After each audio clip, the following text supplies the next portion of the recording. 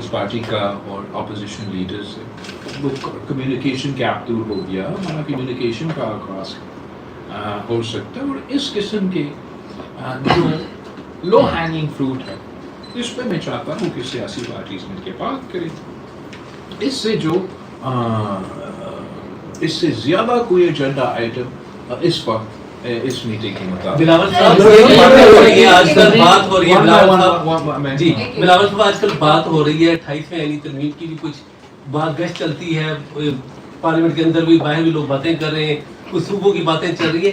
حقیقت کیا ہے؟ پیپلز پارٹی کہاں کھڑی ہے؟ آپ کا کیا سٹانس ہے ان دونوں چیزوں پہ؟ پیپلز پارٹی تو وہاں کھڑی ہے جہاں وہ ہمیشہ سے کھڑی رہی ہے، یہاں ان تمام ایشوز میں. آج تک کوئی پرپوزل ہمارے سامنے نہیں ہے، نہ ہی اس پہ کوئی تفصیل حکومت کی طرف سے حکومتی جماعتوں سے کسی بھی موقع پہ ایسے کوئی بات ہوا. سلسلہ جب چلا کس نے آپ کو بتایا؟ میں نے بتایا نا. جی بالکل. 27th امینڈمنٹ ہوا، کس نے آپ کو بتایا؟ کیا حکومت نے بتایا؟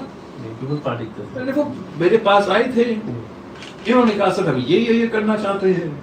میں نے کہا یہ ہمارے سامنے تو ابھی تک ایسی کوئی بات میرے ساتھ صاحب یہ بتائیے گا کہ دو تین چیزیں چل رہی ہیں.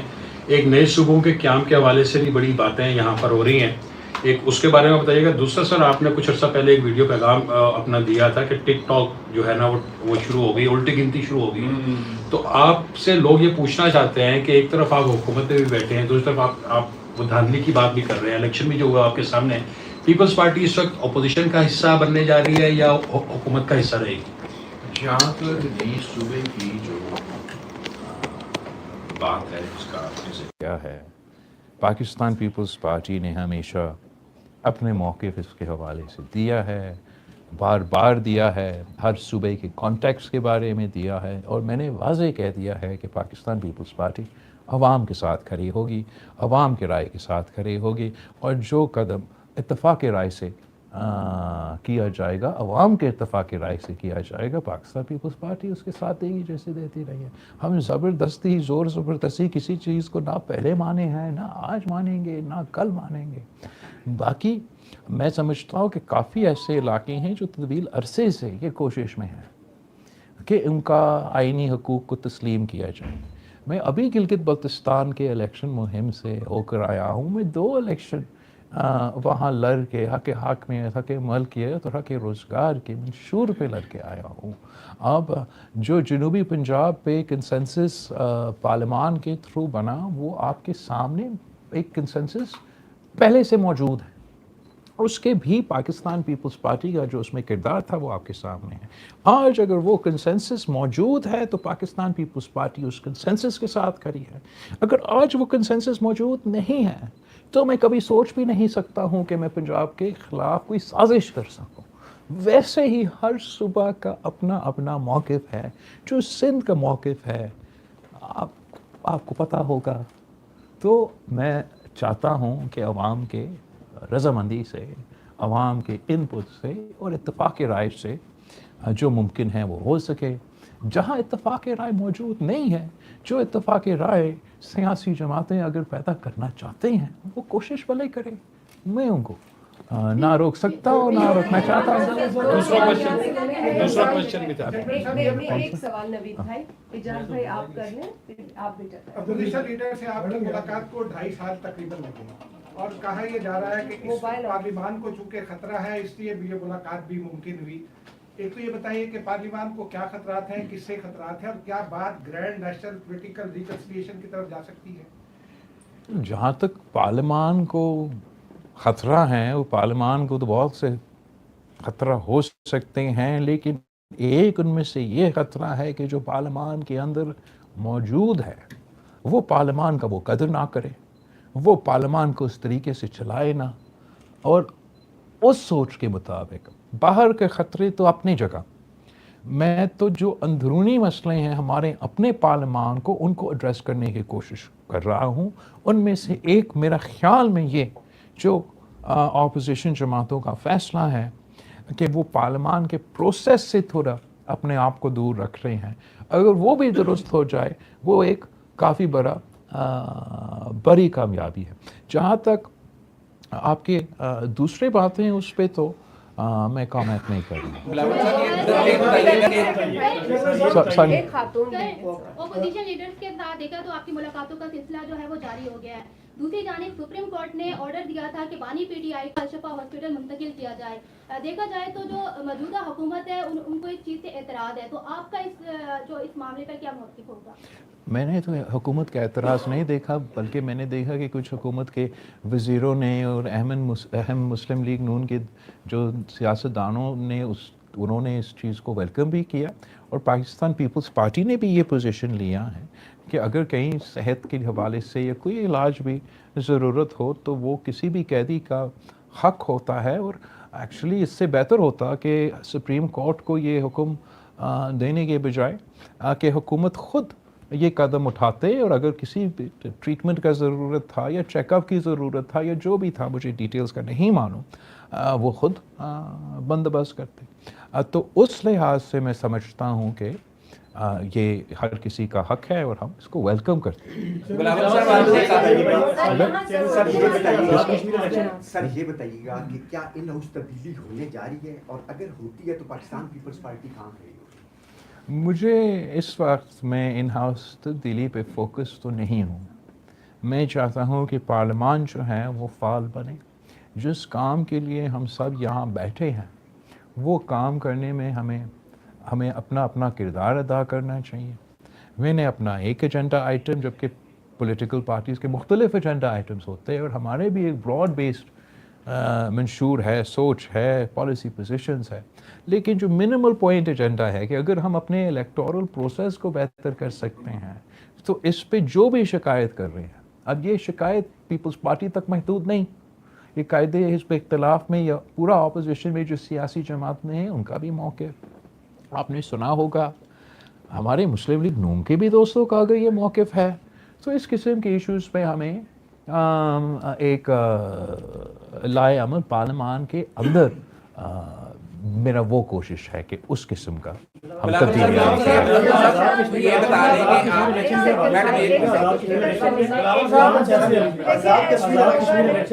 ایسے حلقے ہیں جو پیپلز پارٹی جیتی ہوئی تھی اور مسلم لیگ پیپلز پارٹی کا الیکشن جیتی ہوئی تھی 5 حلقوں میں. پلیز آزاد کشمیر کے 5 ایسے حلقے ہیں جہاں سے پیپلز پارٹی جیتی ہوئی تھی, لیکن وہ رزلٹ چینج کیا گیا یا مینیج کیا گیا, پیپلز پارٹی کو ہروایا گیا, جبکہ ایک آدھ سیٹ جو پیپلز پارٹی کو دینی تھی انہوں نے دی. تو آپ سمجھتے ہیں 5 سیٹوں میں ایک سیٹ ایسی بھی ہے جہاں پہ 850 ووٹ مسترد ہوا ہوا ہے. 400 ووٹوں سے 400 ووٹوں سے کرنل وقار وہاں پہ جیتے ہیں.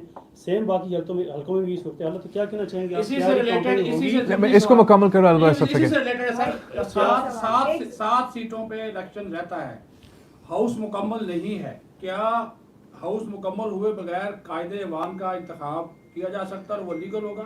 دیکھیں, آپ کی سوال تو بہت اہم ہے اینڈ کافی وزن رکھتے ہیں. میں تو چاہ رہا تھا کہ ہم کشمیر الیکشنز کو اتنا حساس اہم جگہ ہے, علاقہ ہے. 1 سال پہلے جو جنگ پاکستان اور بھارت کے درمیان ہوا تھا, تو جو حملے ہوئے وہ شروع تو ہوئے تو کشمیر سے شروع ہوئے, اور اس کانٹیکس میں تمام سیاسی جماعتوں کو ہم سب کا یہ کوشش ہوتا تھا کہ یہ الیکشنز جتنا غیر متنازع ہوتا اتنا ہی بہتر ہوتا. انفارچونیٹلی جتنا ہی متنازع بنا سکے ہم نے بنا دیا.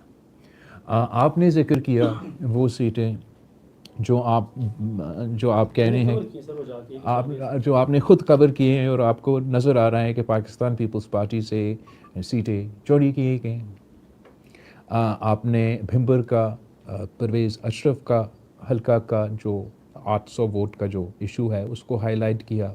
میرپور میں چودھری اخلاق کا, جاوید بھٹوانوی کا, اگر میں چودھری یاسین کا,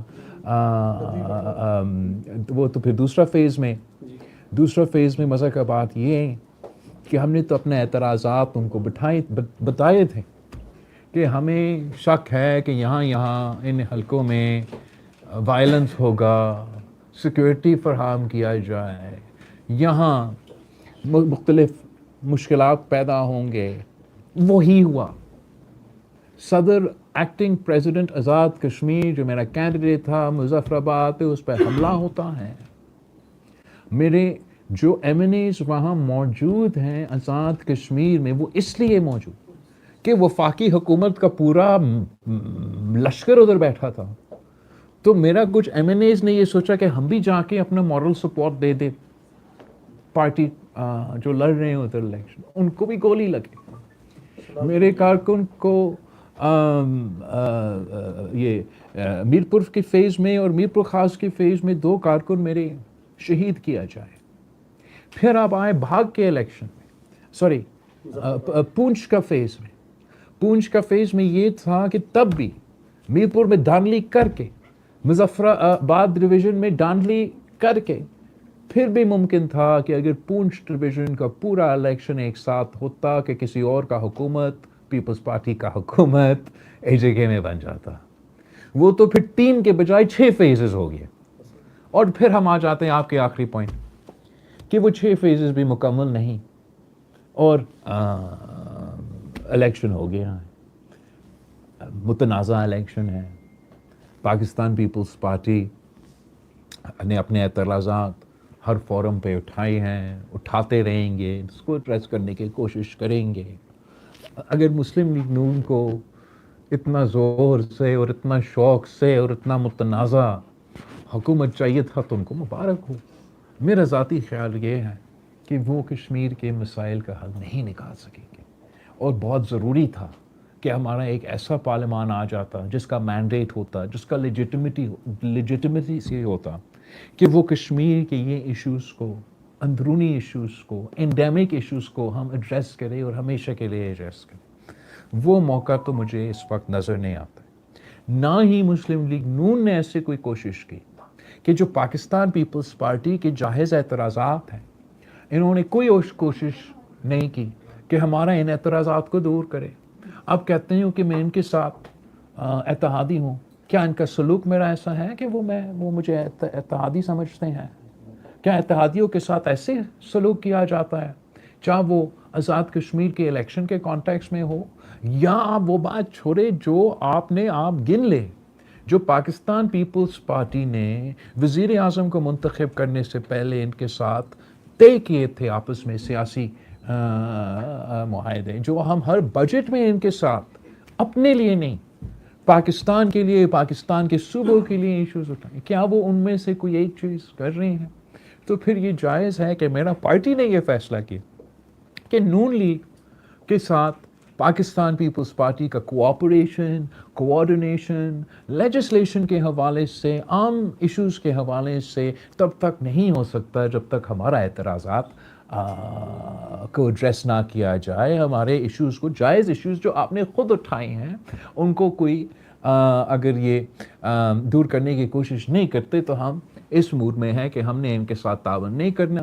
ہاں، اگر ہمیں سمجھ میں، ہمارے خیال میں کوئی ایسا ایک قانون آ جائے جو کہ قومی مفاد کا ہو، جو ایسا ایشو ہو جو ہم متنازع نہیں بنانا چاہتے ہیں، تو ضرور پاکستان پیپلز پارٹی اس لمیٹڈ ایشوز کے حد تک کوآپریٹ کر سکتی. لیکن اس وقت میرا پارلیمانی پارٹی، میرے پارٹی کے کارکن کوئی موڈ میں نہیں ہے کہ ہم ان کے ساتھ کوآرڈینیٹ کریں، اور نہ ہی مسلم لیگ نون نے میرا پارلیمنٹری پارٹی سے ایسے رابطہ کیا، ایسے تعاون کیا، ایسے کوشش کیا کہ کوئی اعتراضات دور کیا جائے. آپ نے کہا تھا سر کہ I'll come to you later.